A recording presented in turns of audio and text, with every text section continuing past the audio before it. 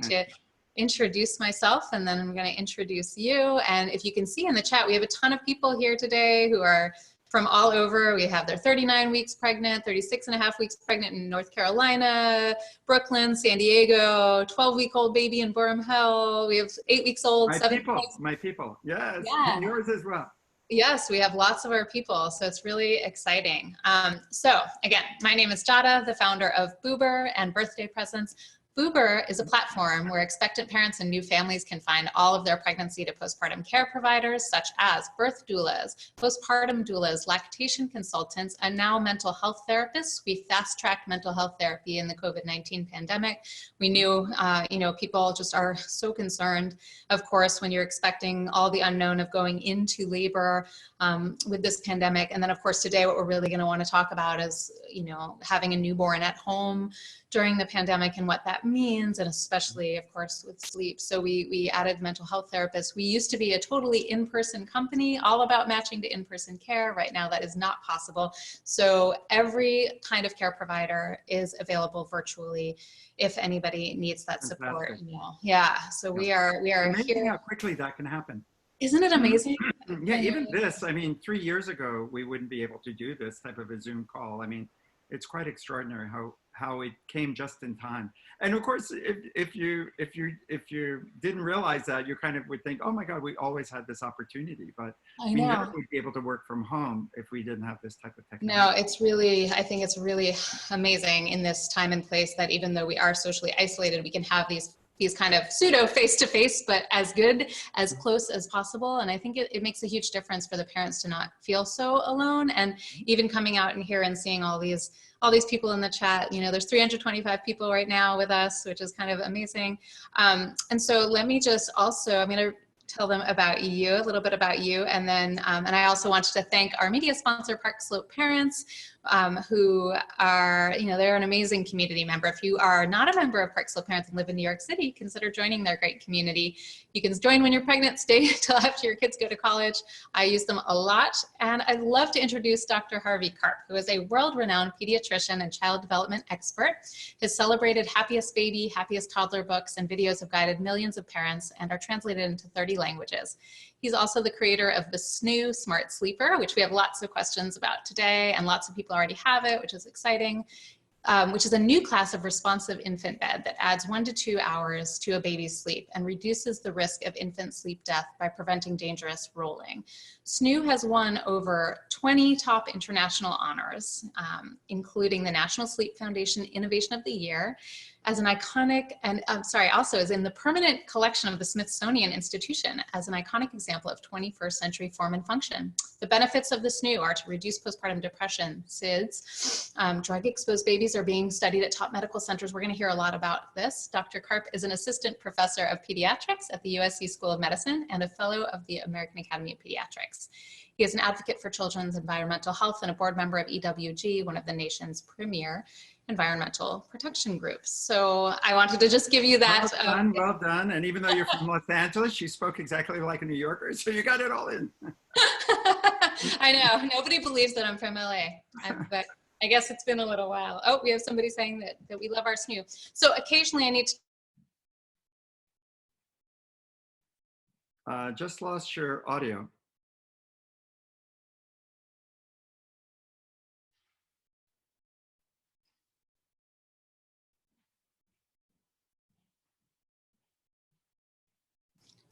All right, am I back? Yes, you're back.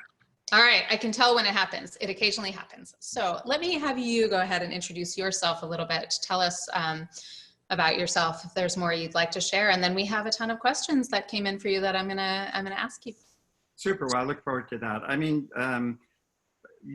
was a practicing pediatrician for 27 years. So taking care of families in Los Angeles, New York City before I came to Los Angeles, and that's my love, is to sit in a room with moms and dads and or two parents or whatever, and older kids and younger kids, and just I always like to joke that being a pediatrician for me is interesting because it's being half a physician and half a grandmother in a certain sense, because people don't have that extended family anymore. Today if you have a nanny or a night nurse, you're pretty well off. If you have two, you're like rich.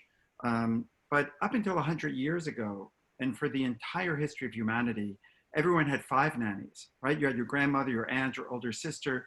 And so mothers and fathers today think that they're just supposed to do it all on their own, and that's what normal parents do, but that's not at all what normal parents do. Normal parents have helpers, have extended family, have the next door neighbor's older daughter who comes and says, no, I want to hold the baby all day long. And Right. so people do need to pat themselves on the back and recognize that they're doing a yeoman's job, even before the whole COVID-19 issue, which is putting additional stresses on young families. So that's really the only thing I would want to put out there. Yeah, thank you. And I think, that's a great segue into kind of the biggest thing. One of the biggest things I wanted to talk to you about today is normally, I've been a postpartum doula for, 15 years, helping families, going into their homes, holding their baby, helping them get sleep, helping them transition to parenthood. Like you said, as a pediatrician, you're seeing people face to face normally. People have ideally family members coming by. They sometimes have hired baby nurses or postpartum doulas. They have their neighbors and friends. And right now we really can't do it, right? A lot of, due to social distancing, most people. And Jada, there's never been a time in human history that parents are in an apartment with a 2-year-old, can't go outside, and they've got no one to come and help them. It's never happened before. People are really doing something that is incredibly stressful. And if you have a 2- and a 5-year-old and a baby, and I mean, it is tough. So that's why Chardonnay sales are, off the charts. I mean, it's really challenging for folks. Definitely. So that's one of my questions for you. How can people who are not having any helpers overnight right now, or at all, during the day or night, which babies don't always sleep at night, as we know, they don't sleep as much at night when they first come out, right? What kind of recommendations do you have for people? I mean, I think people would like to hear. Some people are SNOO owners here. Of course, you can talk about that, and let's hear about it. And also, not everybody's going to have a SNOO bed. So let's hear kind of all of your recommendations. I know you are an expert on sleep, so we really want to hear from you about that. So let's take a step back and talk about what normal sleep is and what the expectations are. And there are a couple of huge misconceptions that people have about babies and about sleep. I mean, everyone knows they're not going to sleep a lot in the beginning, but then you think it's pretty much, up and to the right, or whichever direction that is on the camera, it's going to get better and better and better. And by 3, 4, 5 months, they're sleeping through the night. And oftentimes, maybe 10% of times that's what happens. And 90% of the time, it's a roller coaster. It gets better, and then it's a house of cards. They go through a growth spurt or a cold or teething or a sleep regression. Daylight savings, there are all sorts of things that can upset the apple cart. And that's very disconcerting to parents who feel like they're making progress, and then suddenly, everything the rug was pulled out from underneath them. So that's one important thing. The Happiest Baby work, which is a book, and I'm one of the very few authors that really doesn't recommend, I mean, it's a good book, but the best way to learn this is by watching this little 30-minute video that we have. Same name, Happiest Baby on the Block. And not just for women, for men. Actually, men happen to be terrible at breastfeeding, as I know you know, but we're very, very good at baby calming and doing the swaddling and things like that. So here's the concept. The concept is that babies are born 3 months before they're really ready for the world, or 4 months. It's called the 4th trimester. Of course, women are ready at 7 months. The last, couple of months are tough and not necessarily very glamorous. But from the baby's point of view, in the womb, they have sound, they have motion, constant. Every time you breathe, you're rocking the top of your uterus. Every time your heart is pumping blood, it pumps a whooshing sound to the baby. So it's it's not really the sound that you hear when you have a Doppler examination at a doctor's, because the babies are underwater. So when you're underwater, you don't hear high-pitched sound. So it's really a kind of sound. And they're constantly bundled up really, really tight. And so they're born, they're immature. It's going to take them 3 months to really be good at smiling and good at getting their fingers to their mouth and things like that, and being interested in communication. So those first 3 or 4 months, you have to understand that your job is not to make your baby tough. It's really to be a walking uterus, because you're giving it to your baby every second when they're inside of you. So even if you only do it 12 hours a day, from their point of view, that's a ripoff. From your point of view, it's a lot. And that's why it's so draining and effortful, you know, having a young baby, because you are doing all of this stuff. It's why carriers are so great, or skin to skin is so wonderful. Breastfeeding is so wonderful. Going for walks, even strollers, and motion and sound, and bouncing on an exercise ball, and turning on the vacuum cleaner. People sometimes say, are going for a car ride. All of those things are related to the in utero experience. You know that I'm bouncing here while you're talking. I know. And that's normal for moms and dads, right? They're standing there, even when the baby's not in their arms, they're kind of doing that rocking. Why do we do that? Well, we do it because it imitates the womb. But why does that work? I mean, are babies nostalgic for, oh yeah, that's how it used to be? No, not at all. It's that it activates a reflex. When you do it correctly, you can take a baby from screaming to calm in seconds. And not always. I mean, babies cry for different reasons. They can be uncomfortable, they can be hungry. But if a baby isn't hungry or uncomfortable or otherwise, you know, exhausted and overtired, the majority of babies within, you know, 30 seconds, 60 seconds, when you do certain things that imitate the womb, you're able to trigger this reflex. And literally you'll see almost like a switch, like they'll go from screaming to quiet, like they didn't even want to, but you made them do it. It's like, like a party trick. And so how do you turn on this calming reflex? You turn it on by doing 5 things that imitate the baby's experience in the womb. It's called the 5 S's. And that's what I talk about on this video and in the Happiest Baby book. So, or there's another book called The Happiest Baby Guide to Great Sleep, which is about sleep in the first 5 years. So it's much broader than just babies. But anyway, 5 S's are swaddling, which is really snug wrapping with the arms down. And we can talk about arms up or arms down, or some people say their babies don't like swaddling, but pretty much every culture around the world wraps babies with their arms down because it's so much more effective to get babies to be calm and to sleep better. The second S is side or stomach position, never for sleep, only on the back for sleep, but side or stomach is the best for calming a crying baby. The third is shushing or white noise. The fourth is swinging or rhythmic motion. And the fifth is sucking. And it turns out swaddling is the cornerstone.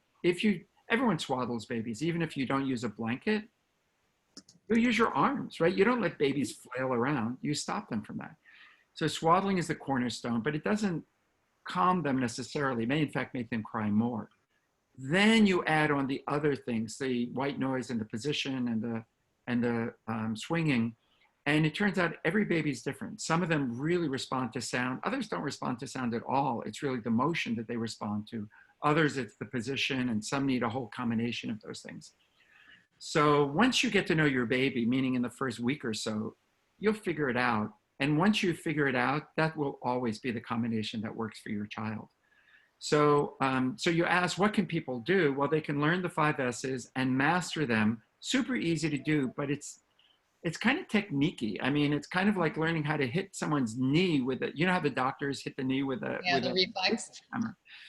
Well, if you hit the knee and you do it too softly, it's not going to do anything. If you hit it hard, but you're 2 inches off, it won't do anything. Right. So it does take a little bit of practice to get the technique right. And same with the 5 S's. We've been teaching your technique at Birthday Presents, which is my other company where we teach newborn care. So we talk about it and recommend, and I've typed it out in the chat for people to know Dr. Karp's method. And let me ask you a question. Do you give everyone the video? Yeah, we send links. Yeah. We have different links that we send out, but we also demonstrate it in our classes and we work on it. Here's the thing, and I would just counsel you about this. When babies are first born, they're actually pretty easy to calm down. And the 5 S's just work like a piece of cake. Mm-hmm. And even when parents practice it in front of you, you think that they've learned it and they haven't. Right. And they're also not competent for teaching the other family members, the mother-in-law, the boyfriend, or whomever. So we think that we've shown it and we've done it, and that means that the parent has learned it, and it's not the way at all. So babies get fussier and fussier over the first 3, 4, 5 weeks, peaks at around 6 or 8 weeks. There's crying, there's colic. That's when parents need it the most. Mm-hmm. And people don't, I mean, they will shake their head, yes, like they learned it when you're teaching them, but they get home and they may not understand the swaddling or the side stomach. And so what we see over and over again is it's not I mean, teaching it, of course, is great, and that's really appreciated. It's a start. But they need to have a tool when they get home to practice, make sure they're doing the technique right, teach other people. And it's often like 11 o'clock, 12 o'clock at night, the first time the baby's really screaming that they're going, where's that video? Right. And I mean, they I think really practice then. and now I think in the era of COVID-19, that's where the virtual postpartum doula is actually going to be really showing and working with them to help them kind of find that. And we'll have our, you know, our fake baby doll that we can show and work with them. But yes, thank you. I mean, we love hearing from you directly about what works best. Thank you. Yeah, of course. And I'm telling that to people who are listening because we've trained thousands of Happiest Baby educators who are certified to teach this program, and then they get they distribute the video to the people who take the class. Well, and so we've trained people in big hospitals, little hospitals, WIC programs, public education programs for teenage parents, military bases, child abuse prevention programs, visiting nurse programs, doula programs, childbirth education programs in 20 different nations. amazing. And so that's just something for folks in different geographies to do that. Definitely. Thank you. So in light of all of that, you know, we have we have somebody here who's a recently certified Happiest Baby educator. Oh, So, yay. yay. So, and somebody actually just asked, which is relevant since you talked so much about motion and we know walking around, and often we're pacing back and forth in the house wearing the baby and whatnot, but wanting to go outside in COVID-19, do you have any recommendations for safe ways can people really ask, can I go outside of my home with my new baby? Can I take a little time outside? Can you just keep us up on the recommendations? Sure, absolutely, you can go outside. Listen, the whole COVID-19 thing is so frustrating because honestly, I mean, it's devastating and it's tragic how many people have died a terrible death. How courageous and heroic our first responders and our on-the-line physicians and everybody else who's helping out, from the grocery workers to the sanitation workers to the clerks at the pharmacy. And thank you to everybody who's really doing that work to keep our country moving forward. Yeah. However, having said that, if everybody stayed at home here's the thing about this virus. This virus is puny, it's weak, it's fragile. It depends on us to carry it around and to be its accomplice. And so the virus would die within a couple of weeks, 3-4 weeks at the most, if everyone just stayed indoors. And of course, everyone do that, but if people took it seriously, this whole social isolation thing or social distancing thing, it would make a huge difference. And it literally could stop this thing within a month and we could get back to our economy and everything like that.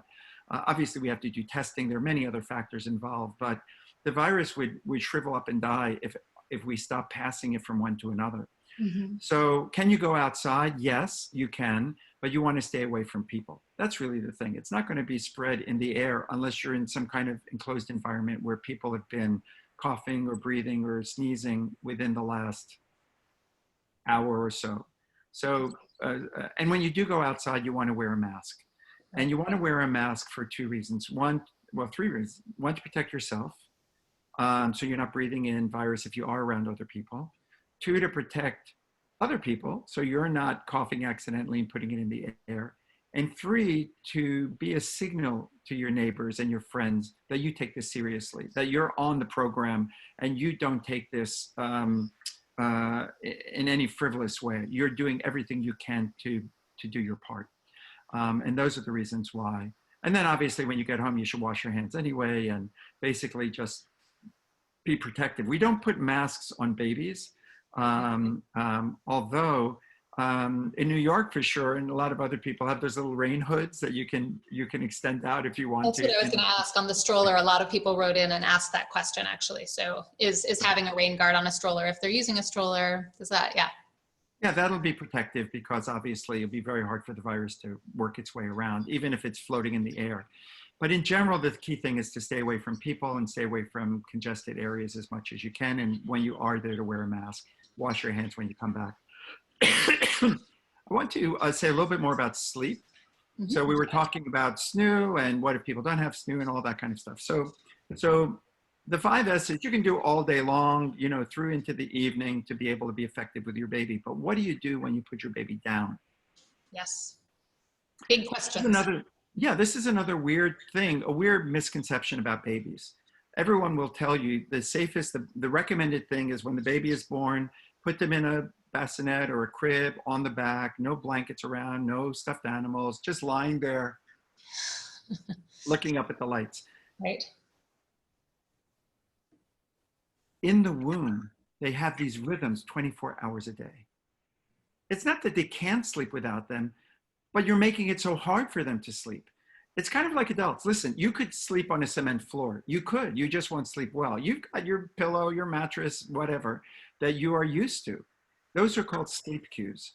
Babies are born with sleep cues or sleep associations, the motion, the sound, the snug holding. Other things too, you know, they're not on their back ever in the womb. They have like pressure on top of their heads. There's several different things that are calming to babies. Pressure on top of their chest, the way their arms used to press in. And so when they're sleeping and you just put a baby in a quiet room on a flat bed, it's sensory deprivation for a baby. That's why they don't do well. And this is pretty serious. Let me tell you something. In 1994, and I was a doctor practicing then, before 1994, we told everyone, never let your baby sleep on the back. We thought that that was dangerous. We said they would choke, they would vomit, they would die because of that. You only should put your baby on the stomach. That's what we used to teach. Mm-hmm. And in fact, babies sleep better on their stomachs. But sometimes they sleep so well they don't wake up. So we discovered that in 1994. Within 5 years, we went from about 6,500 deaths, infant deaths in the United States, to about 3,500 infant deaths. And we thought, you know what, within a few years, this is going to be over. Because then we started teaching people about breastfeeding and about don't smoke cigarettes and don't have your baby in bed with you and get vaccinated and all of these other things that improve the baby's health. We thought pretty much this SIDS sleep death thing is going to be over. Well, it turns out now, 20 years later, we've made virtually no progress. And last data was from 2017, 3,500 babies died. To put it in perspective, that's the number of Americans who died in 9/11. Except this is happening every year, distributed all across America. And it's not just poor people, it's rich people as well. You don't know who it's going to happen to. It's unpredictable. Although, of course, there are risk factors like smoking and bed sharing and sleeping on the stomach that you can reduce your risk. Mm-hmm. So that's a good thing to do. So part of the reason that it hasn't gotten better is because babies don't sleep well on the back. They cry, they fuss, and parents bring the baby in bed with them. And about half of the babies who die are in bed or on a sofa with their parents. So the parents are doing it because they're exhausted and because their baby's not sleeping well on the back. Mm-hmm. So you can either let the baby cry it out and try to do a sleep training type thing, which may or may not work. Mm-hmm. Or you can do something like bring the sleep cues to the baby, the in utero sleep cue. So that's what swaddling does. And that's what white noise does. And anyone can do that. And it costs almost nothing. And those things help a lot. Make sure the room isn't too hot. Make sure your baby is well fed. And we'll talk about breastfeeding a little bit there. And I don't know if we're in alignment on what I tell about breastfeeding to what you tell, but there's I think a lot of confusion about that in the community. Now, it turns out for some babies, the swaddling and the white noise works. It turns out that white noise is fantastic. You can use it for years. I mean, a lot of adults use white noise for sleep. Swaddling, however, you can only use for the first couple of months. And the reason is because once they start rolling over, which can start around 2 months or so, it's unsafe for a baby to be swaddled on the stomach. It's actually more dangerous than even if the baby is unswaddled. So that's when doctors recommend stopping swaddling. However, that's the worst possible time to stop swaddling because then the baby is getting irritable, they're startling themselves awake, they can roll, so it means they can roll to an unsafe position on their own. And so that's really one of the main reasons why I worked for years to invent SNOO. SNOO, like you said, is a responsive bed. It rocks babies and shushes them, and it has the safest swaddling. It's literally a 5-second swaddle. You can buy it even without the bed. It's called Sleepy. The New York Times rated it the #1 swaddle in America. And like you said, now the Smithsonian Institution, which is one of the 6 leading museums in the world that's had SNOO on display because it's such an amazing breakthrough product, we designed SNOO so that you attach the baby in this very easy swaddle, so they cannot roll over to an unsafe position. Can't happen. And the bed rocks them gently and shushes them all night long. But then when the baby cries, the bed responds with faster shushing and rather faster motion and louder shushing, and goes up 4 levels of that, which is built, and then it just turns off. If the baby doesn't, half of the babies calm within a minute and half the babies don't, because it's not a magic bed. It just kind of imitates a good babysitter or caregiver. And then the bed shuts off after a couple of minutes if the baby doesn't calm down, because it means the baby's hungry or needs something else. So what we see is that with this baby bed, number one, we've studied over 7,000 babies, which is by far the largest study ever done on infant sleep. And we've proven that we add 1 to 2 hours to a baby's sleep in the first week or 2 of life, which sounds kind of like, really? Is that hype? Is that honest? But it's the exact same thing you would expect if you drove all night in the car. Right. I mean, the baby would sleep. If you were actively doing it yourself. You bet. And in fact, you would sleep an hour or 2 more in the car as well if you were in the back seat with all that motion and sound. And so what we've proven is that we do add sleep, and that continues for the first 6 months. We keep babies safer. We prevent accidental rolling. We literally sleep train babies, because by the time they get to 5 or 6 months, we rarely have to do cry it out. But the most helpful thing, and this is especially now in the COVID-19 period, is that this is not so much a baby bed as it is kind of your older sister. I mean, it's like your older sister came and said, Jada, you go to sleep. I'm going to hold, rock, and shush the baby all night long. If the baby gets upset, I'll shush and rock a little bit more. And if I can't calm the baby down, I'll get you. And what parents tell us all the time is that, so every day you can read your sleep log. It gives you the real-time readout of your baby's sleep. And oftentimes they tell us, I woke up in the morning, I saw my baby woke up twice in the middle of the night. I didn't even hear it. I was in such deep sleep. The bed responded and put my baby back to sleep. And I remember talking to you once, it's amazing, that if the baby doesn't stop crying within a relatively short period of time, they might be hungry, right? Then it's appropriate for us to pick up our baby. I would love for you to address that, because I know some people have the question, so what if I'm not feeding my baby if it needs to be fed? And I would love for you to address that for everybody. Yeah, that's a great question. So whether you're using SNOO or not doesn't matter. If your newborn baby is sleeping more than 3 or maybe 4 hours at night, you have to wake that baby up. Doesn't matter whether they're in SNOO or not, because you have to get the feeding established, whether it's breastfeeding or bottle feeding. And of course, breastfeed, if you can do it, breastfeeding is by far the best for the baby and for the mother, if you can do it. It's one of those things, and we'll talk about this later on, about how important it is for women before they have the baby to connect with a breastfeeding consultant and make sure that everything is set up for success, especially now. The last thing you want is frustration with breastfeeding. It's a pretty common thing. So within 2 weeks, you've got the breastfeeding going well, you've got the baby feeding well, and then you don't have to worry about the baby sleeping too long. They will sleep as long as they need to sleep. And even for a 2-week-old, it might be 4 hours, might even be 5 hours, not usually more than that. And then what happens is they eat more during the day. So what you want to do is kind of shift their day-night, so they sleep more at night and wake during the day. So you want to feed your baby every hour, hour and a half, 2 hours at the most during the daytime if you're breastfeeding. And even if they're asleep, wake them up, try to feed them. Because babies will only eat a certain number of calories in a given 24-hour period. So if they eat more of that during the day, they're naturally going to need less of it at night. Yeah. Thank you. And somebody has a question, actually. How long should you wake them up? How long is 4 hours too long? At what age can I start letting them sleep past, 3 to 4 hours? Well, it's really once the feeding is going well. So that's usually a couple of weeks, I would say. But in the beginning, babies sometimes sleep through when they should wake up for hunger. Sometimes it's because of jaundice. Sometimes they're just not fussy babies and they forget, or there could be other things going on. Most babies don't do that, but every once in a while you find a baby who sleeps too much and you do have to wake them up. But if they go a 4-hour stretch, that's kind of my maximum for nighttime sleep. Thank you. And then, of course, we get the question from a lot of people, which I think we get this question, SNOO or not SNOO, it doesn't matter. People always ask this question, so we're glad we have you here. Won't we get that baby used to all of these things that the SNOO does, or that, you know, the postpartum doula does, or that the mom does, or the dad does, which is holding and rocking and shushing and soothing? And so we always get that question, and I'm happy to have you here to field it, because I think it's a great one.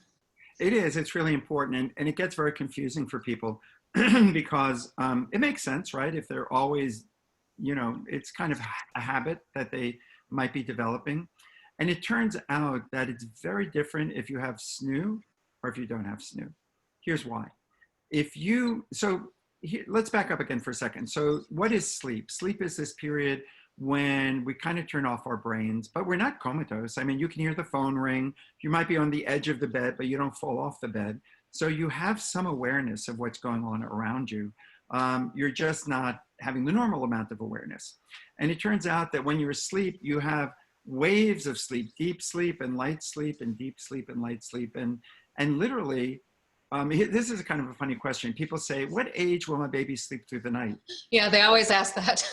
And it turns out there's a trick answer to that, which is never.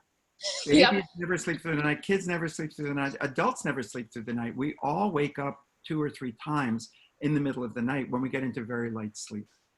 And here's the trick. When you get into light sleep, you're more aware of what's on in the world around you. So if you smell smoke or if your pillow's on the floor, you'll wake up, you'll get that pillow, and you'll remember waking up. But if you get into light sleep and everything is okay, you'll just go back into deep sleep and not even remember waking up. So if things are different, that will alert you to something has changed. So with babies, if the last thing they remember is being rocked or being at the breast, and you put them gently into the bassinet so they don't wake up, the last thing they remember is they were on the breast. And so when they get into light sleep, they're more likely to, you know, to ask, you know, with the long hair, come back here. Having said that, you can't keep a baby from falling asleep at the breast and falling asleep in your arms. And it's the most beautiful thing you ever do with a baby. You shouldn't avoid that. That's why you have a baby, because it's so wonderful. So the key is something that I call wake and sleep technique. So, and a lot of people talk about this, where when you put the baby into the bassinet, you wake the baby up, which sounds like the dumbest advice ever. But you know, they're kind of drunk from the milk and they're leaning in the direction of sleep. So if you just have loud white noise playing or you jiggle the bassinet a little bit, oftentimes within 10 or 20 seconds, they'll fall asleep. And they then have had an experience of falling asleep without having the breast in the mouth or without being in your arms. And that helps babies to start learning that process.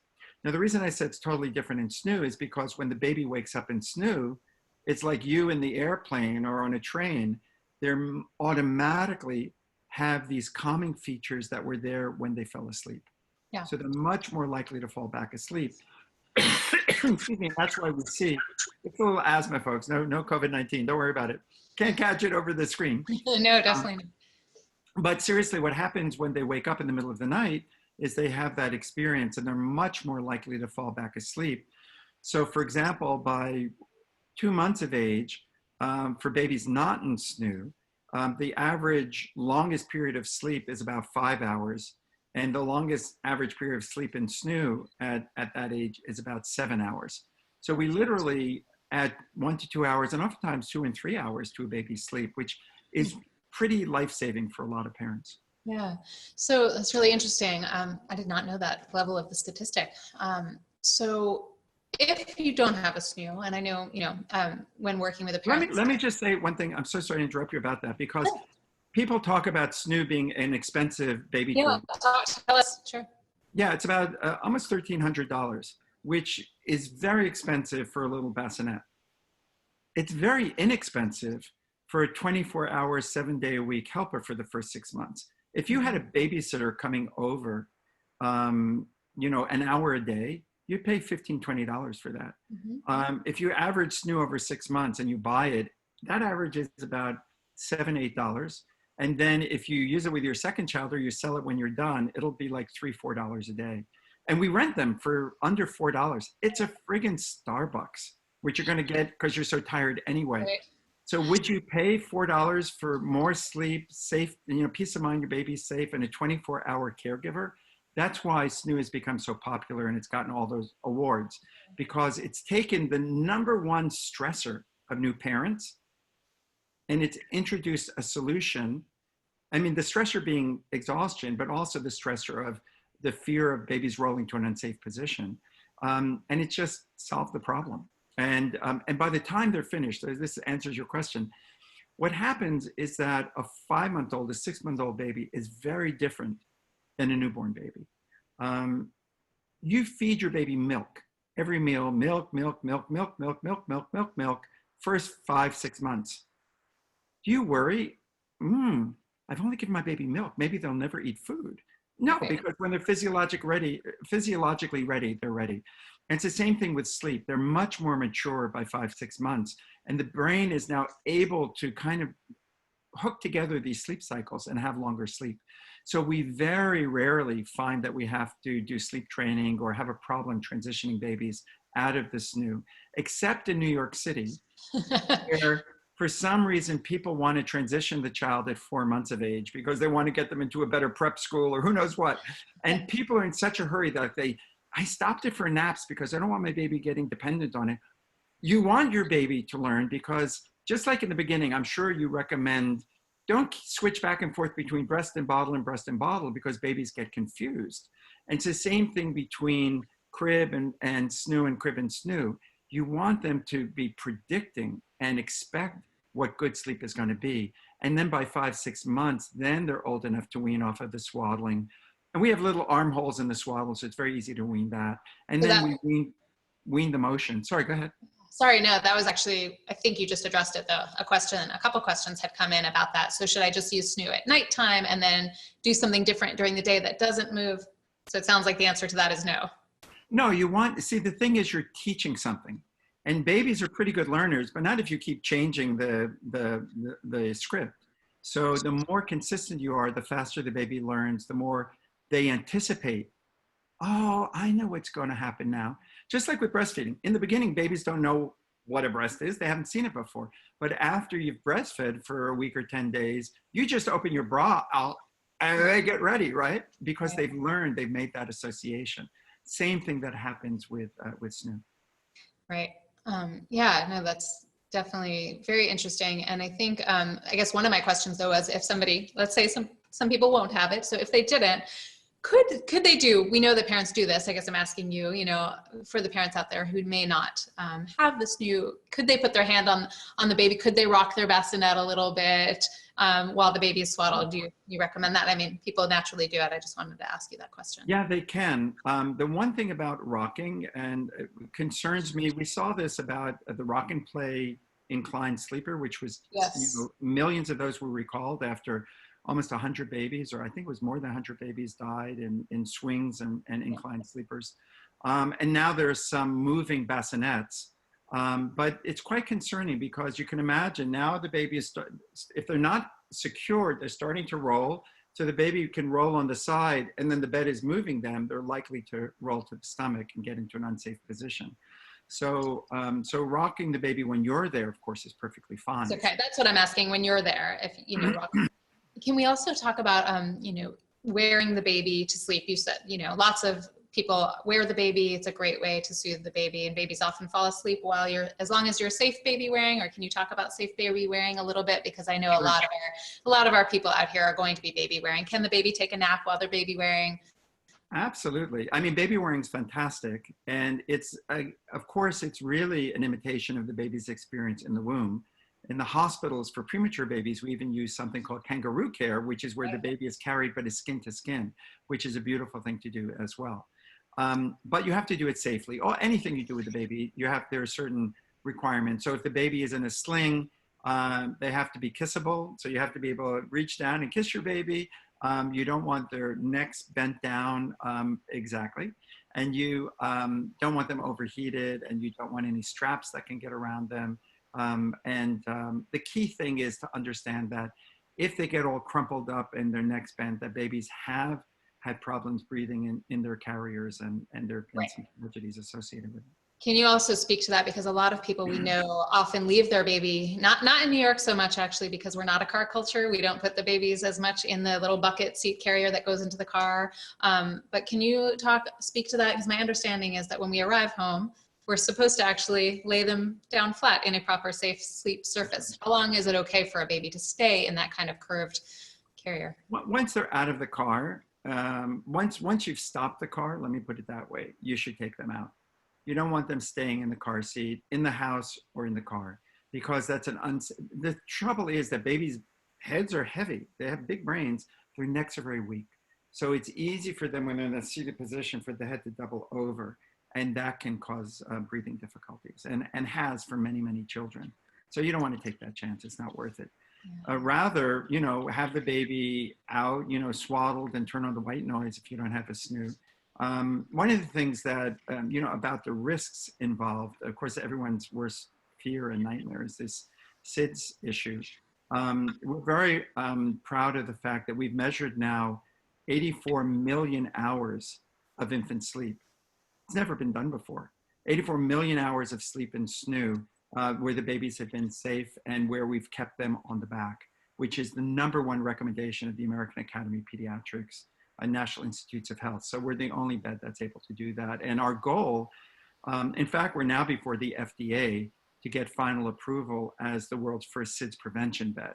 And we hope and believe that we'll be able to prevent 90 or 95, no one can prevent 100%, but if we could prevent 90, 95% of the deaths, that would be, enormous, an enormous accomplishment.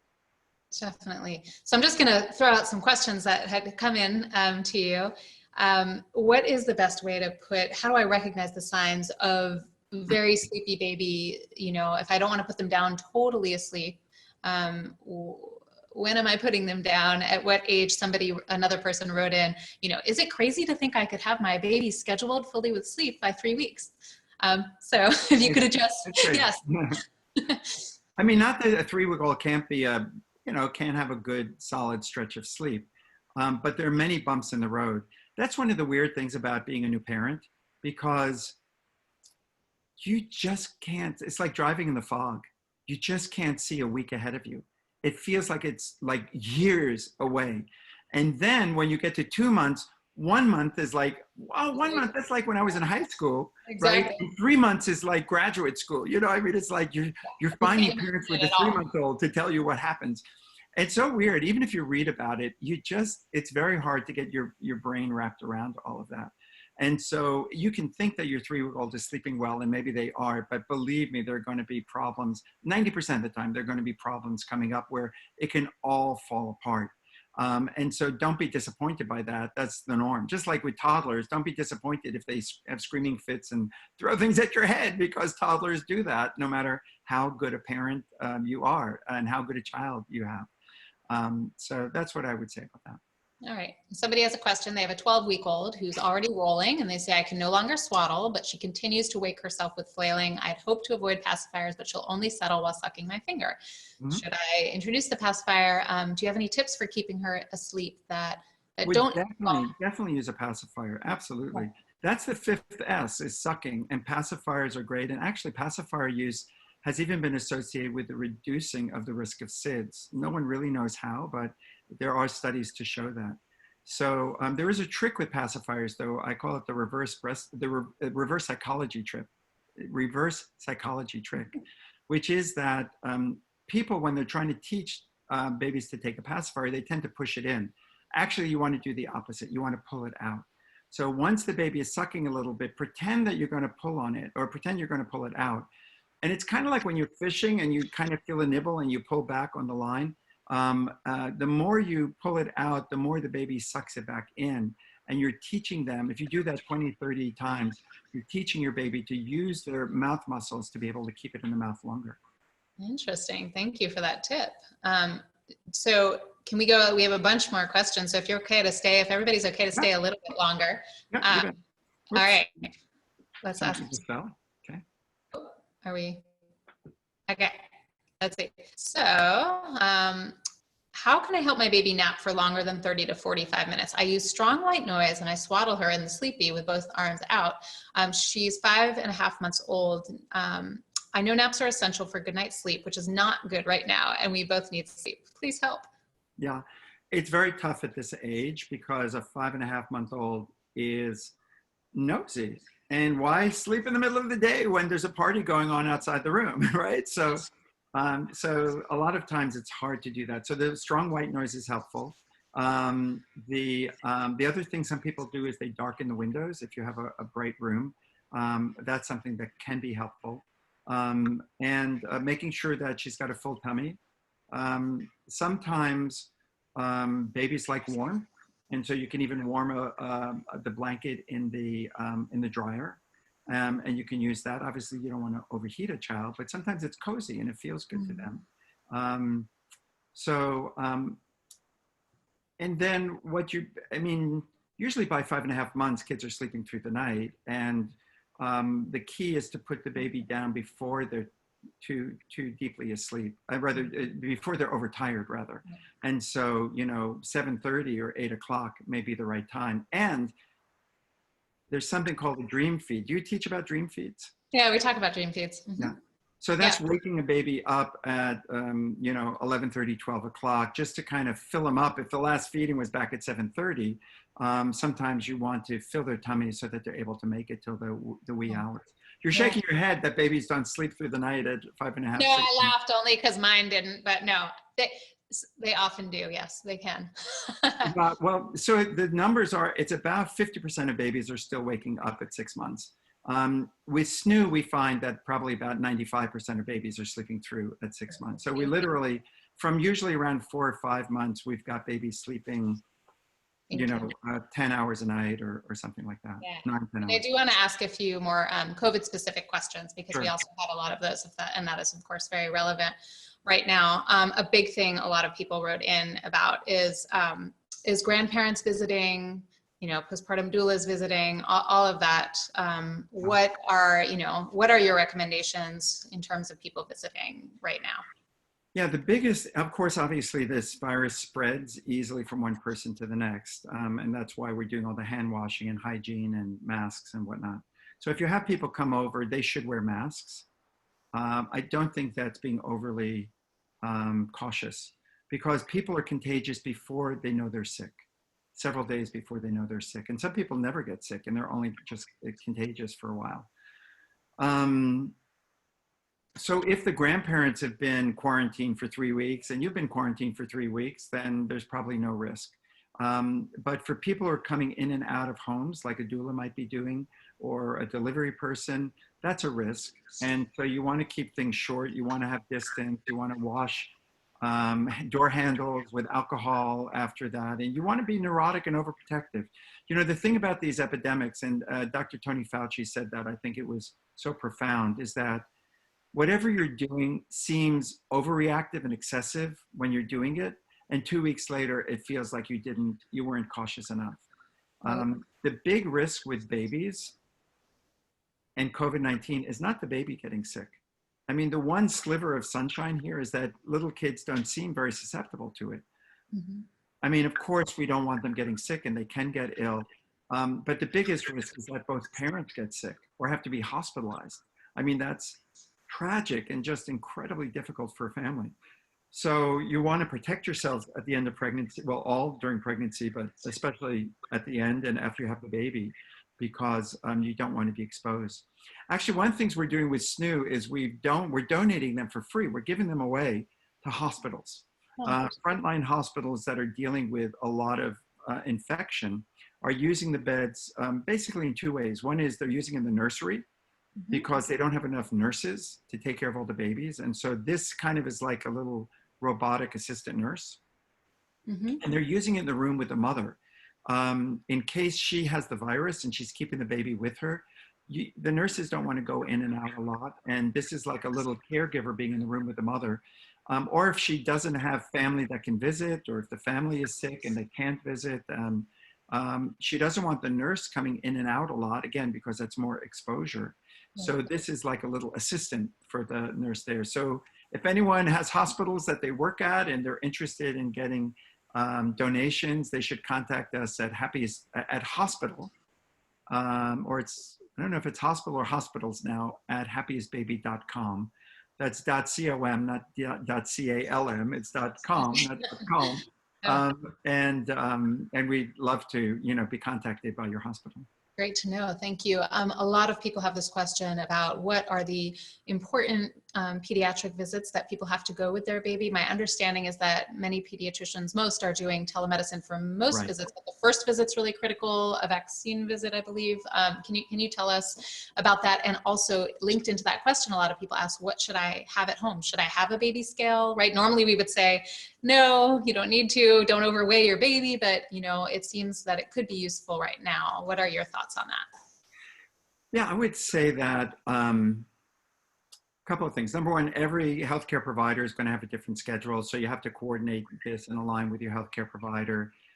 If you have to go in, they may be able to see you in your car and come down to you, or you want to come at a time when there haven't been a lot of people there, and again, be protected as much as you can and wash your hands, etc., when you come back.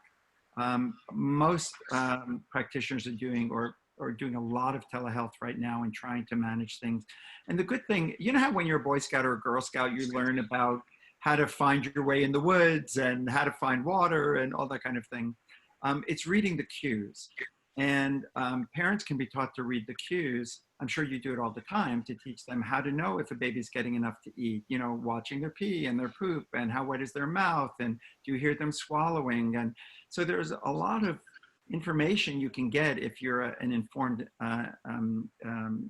viewer, observer, that allows you to know if your baby is doing well or not doing well and how motivated you should be to get help. Probably one of the biggest things in the beginning is about jaundice.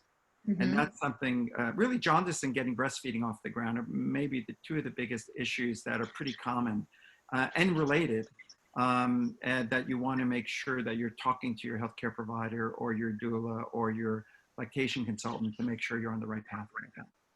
Thank you. And anything, people also have a lot of questions about, if they've gone to the hospital and had their baby, but they have an older child, is there anything they need to do in terms of social distancing from the older child at all? Have you, a lot of people have had that question, so. Well, here's the interesting thing.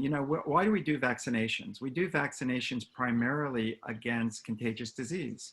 There's also tetanus, which is really, it's contagious, but not person to person. But most of the illnesses we vaccinate against are contagious from one person to another. So if you're social distancing, you're not being exposed to those illnesses. So there's a rationale to, again, discuss it with your healthcare provider. I'm not giving health advice here, but it's something to talk about and to get peace of mind if you do delay the vaccination schedule. So same thing with your toddler. If they're not being exposed to other little kids, then they're not a risk. Because they're not going to be picking up a sickness. If they are exposed to other kids, then you do want to be more protective with lots of hand washing and distancing. Thank you. We had a question, another topic, and then I'll come right back and we'll just do a few more minutes, about the temperature of the room with the newborn. What is the ideal temperature for safe sleep? It's usually around 72, 72, something like that. But there's a better way to know if you have the right temperature, which is to feel the baby's ears, nose, and neck. So if you feel the ears and nose and they're cold, hey, the baby needs to be wrapped up more. The room needs to be warmer. If they're red and warm and the baby's neck is sweaty, then the baby's overheated. So it's actually pretty easy to tell if you've hit the sweet spot for that or not. Thank you. And we had a lot of questions actually about two different kind of topics. One was, if I have a close job with others, but I'm having a baby, should I just find a way not to go back to work, if that's possible, until a vaccine is available? Many people asked, should I not put my infant in daycare when that becomes available again? Do you have thoughts on that? Yeah, all of that is like so crazy making, trying to figure out what's going to happen. None of us have a crystal ball, but it's likely. So we're saying flatten the curve. When you flatten the curve, you flatten it out bigger. You make it longer because fewer people are getting sick right now but they're more susceptible to getting sick months later. So I think that we have to expect that this is going to ripple through our society for many more months. And the peace of mind you're going to get is by getting testing. And I think like in a daycare setting, they're going to test all the kids, and they're going to see if there are kids who are immune because they've had the illness, and there are kids who are not immune, and they'll test the teachers, and then they will be repeatedly testing, and they'll have a temperature gauge to see if anyone is sick, and if anyone is sick, they'll send them home right away. We are going to see more illnesses when that happens. It's just inevitable. But hopefully our doctors won't be so overwhelmed at that point that we'll be able to do much more rapid care. And hopefully we'll have some type of treatment, if not an immunization, we'll have treatment at least at that point so people don't get very sick. But I don't think anyone has a crystal ball about that. I do think that people are seeing that it's much, you know, you get a lot more done working from home than you probably thought was possible before. Not if you have 3 little kids running around, you want to get back to work. But for a lot of people, they're able to work from home and manage to do that and not be exposed. And I think on some level, in a way, there's so much pressure in our society to kind of bounce right back after having a baby and go out and show the baby. And I think one of the things that's happening with this is that we are able just to have to hunker down and be with our baby and just kind of be in that rhythm of sleep and that's right. And feed and right. You know, there's this thing, this concept of being macho, right? Macho is a guy who's like, I can do anything. And they, you know, have these big expectations and they're very boisterous and lots of bravado. There's a concept I call matcha, which is new moms who think they're going to do everything and be the perfect mother. There never was a mother without help. In fact, in most societies, mothers are babied as much as they're babying the baby. And so the idea that you're supposed to do all this on your own and that's what a good mom does is totally nonsense. It just never existed. It's so hard in our society, but that's, you know, that's why reach out for a postpartum doula who can help you, or your family members, your friends. Don't be alone right now in this time. Even if you're alone, don't be alone. Bring somebody in through the screen. Reach out for help, talk to people, get advice, read things, learn as much as you can. That's the same concept with the SNOO as well, that you need to get sleep. Sleep is actually the most important vitamin for staying healthy and for building your immune system. So if you can get an extra hour or 2 of sleep, it turns out to be super important, especially nowadays when you are the sole caregiver. You need to sleep at night because you're going to be working all day long. You don't have anyone to help you. One of the things you mentioned, which I think is really important, especially with COVID, but even before that, is maternal mental health. Yes. And I'm so happy that you now have support for people so that they can call and get some advice and counsel.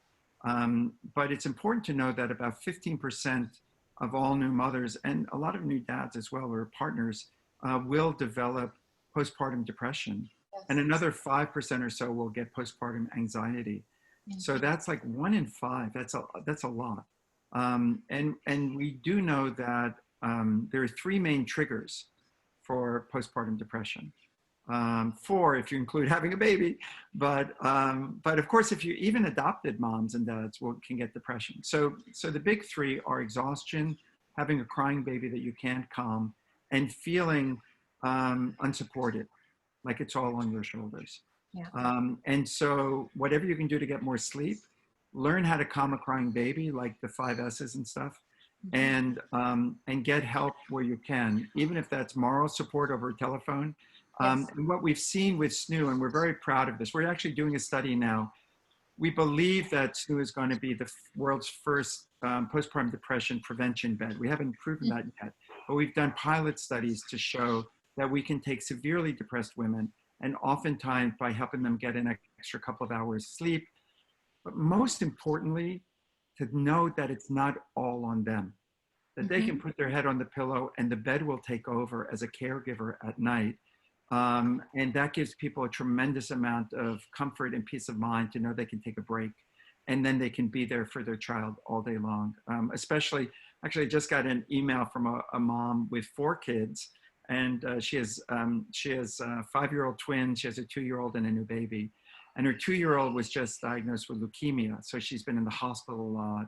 And she was saying how the baby is the least of the issues. You know, the baby's doing great. It's the other 3 kids that she has all the time with. I want to say one more thing about that, which is, interestingly, for a lot of people, it isn't the baby that's the issue, especially if you're your second child. You know, when it's your first child, it's like, oh my God, this is the hardest thing I've ever done. When you have a second child and you have a toddler at home, you go, oh my God, the baby's easy. It's the toddler that's driving me crazy. And so Happiest Toddler is about kids 8 months to about 5, 6, 39, 74 years of age, because we all become toddlers when we get upset enough.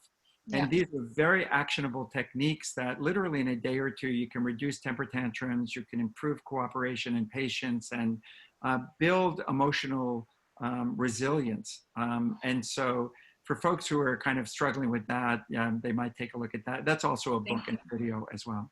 Well, thank you so much. I mean, there's so many more questions. We could do a million more of these sessions, I think. I really appreciate you spending the hour with us. And I think if there's any, you know, we'd love to end on sort of a positive note. I know that I know all of you parents out there, those of you who are parents to be, and those of you who have babies, you can do this no matter how you do it. You can get through this. You can take care of your baby. We kick into this instinctive mode and we can reach out for help. But yeah, anything that you want to share, parting words, Dr. Karp? You know, there's 2 things I would always tell my patients. Number one, the only normal family is the one you don't know very well. Everybody's got a story and has their own traumas. They don't share on Instagram. It always looks perfect on Instagram, but believe me, everybody's dealing with hardships and challenges. And the other is, I would tell people if they had a bumper sticker, it would say, be flexible or don't. Because when you have a baby, you can have your birth plan, you can have your expectations, but you need to be able to throw it out the window and just be a survivor and get through it all if it doesn't work your way. I'm sure, you know, with your experience, you know, I see you nodding your head. I mean, it's all, you know, yeah, best laid plans. We don't know who we're getting, we don't know who's coming out of the womb, right? Babies are all different kinds of babies. And I think, like, you know, I guess I would just like to end on that feeling, if parents are concerned about holding their baby too much. I don't think you can hold a baby too much in the beginning. Again, they were held 24 hours a day. Right, So they were held 24 hours a day. It's a ripoff, right? Exactly. So people don't need to worry about teaching their child to not manipulate you by crying. Right. There will come a time, you know, 9 to 12 months, suddenly they learn that crying is the way. That's a different story, but not in the first. In fact, it's quite the opposite. In the first 3, 4, 5 months, the more immediately you respond to your baby, you're building that trust and security, what we call attachment. And so actually, if you want to make a child grow into someone who's more emotionally secure, you want to meet their needs as quickly as possible with you know, responding with feeding and holding and rocking. And we're going to be doing a study with SNOO. This is an interesting thing because some people go, oh, but it's a machine raising a baby. No, it's just kind of a super swing and it's just like an extra helper. But what I do believe we're going to see is that the bed responds very quickly to a baby's need, and babies often calm with that. And our belief is that when we do the studies, we'll see that babies become more secure, more trusting, because they had this extra caregiver that was so attentive to them. Oh, it's really interesting. Well, thank you so much for your work and love spending the hour with you. And thank you to everybody out there.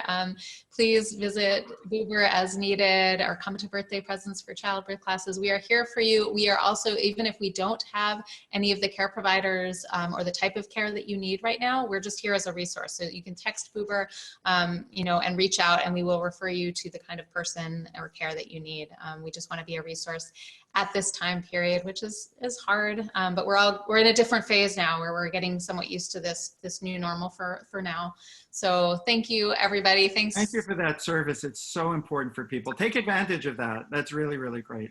We on our website, happiestbaby.com, we also have tons of articles about the virus, about parenting, about babies and toddlers and sleep. Great. So that's something that's free to anybody, and feel free to visit. We'll follow up with those important links as well. And I want to thank Park Slope Parents so much for being with us today as well.